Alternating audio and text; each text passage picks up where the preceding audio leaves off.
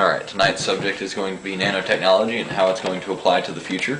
I'm going to go through a bunch of pictures here, so try and keep up. It should be a lot of fun, actually. Alright, starting off, where did I put it? Alright, this is a nanoparticle.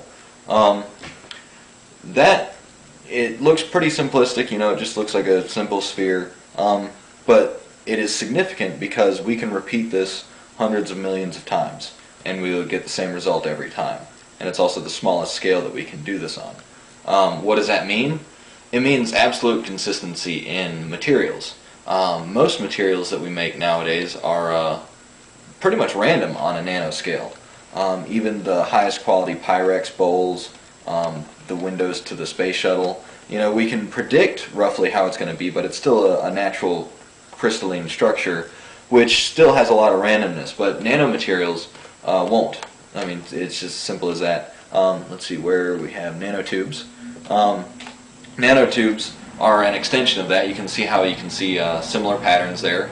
But these are a little bit more useful because they can draw out into long strands, which you can do things with, like tie them into knots or create threads and weave those threads together.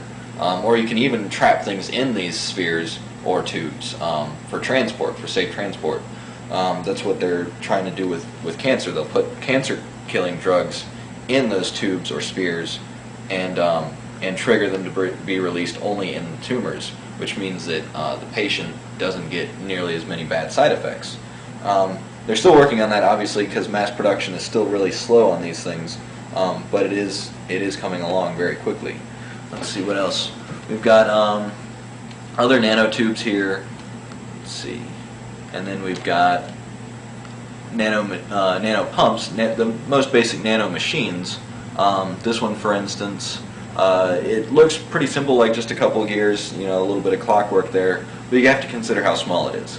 That's the most significant part, is that we can do these things repeatably on such a small scale, and it's getting cheaper. Let's see. Nano pump. When this was animated, the lavender part at the top there was actually spinning independent of the rest of it, and it uses almost no energy. That's just because it's so small. And that, this doesn't look like it would be terribly useful, but it's just one part, and you can count the number of atoms involved in this, and we are almost capable of building something like this. Let's see, what other nano machines do we have here? We've got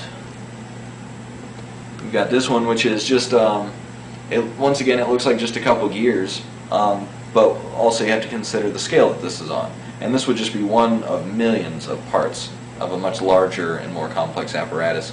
This one is slightly more complex. It looks a bit like a differential, except on an atomic scale, obviously. Let's see. Then we've got, oh come on. This one is, it's a little bit harder to understand. I'm not quite sure what this is, but once again, this is something that we will theoretically be capable of producing in the near future. And the goal would be something like this, a nanofactory. This, you can barely make out how it's supposedly made of different specific materials. You've got the operating levers and arms, and you can see it reduces in size. You start off with the very small, where you're working with single nanoparticles, and you get those all stuck together to make larger and larger nanomachines, and eventually these largest arms will be carrying finished nanomachines and sticking them together on larger devices. Let's see here.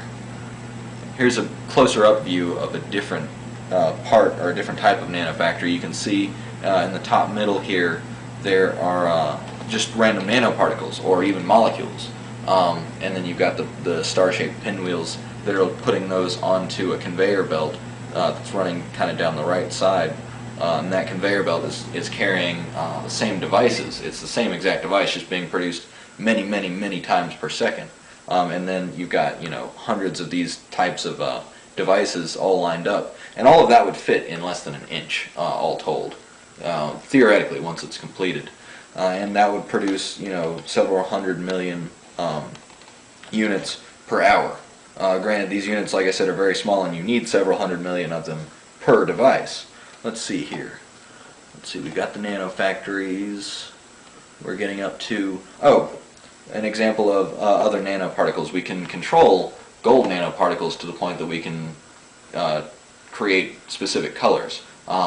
If we turn gold nanoparticles into a dust, we can make gold into this bright lime green or yellows or purple colors, and that's just an example of that we can repeat this process and that we can control the properties of various things. Let's see. Here's another good example of a nano machine.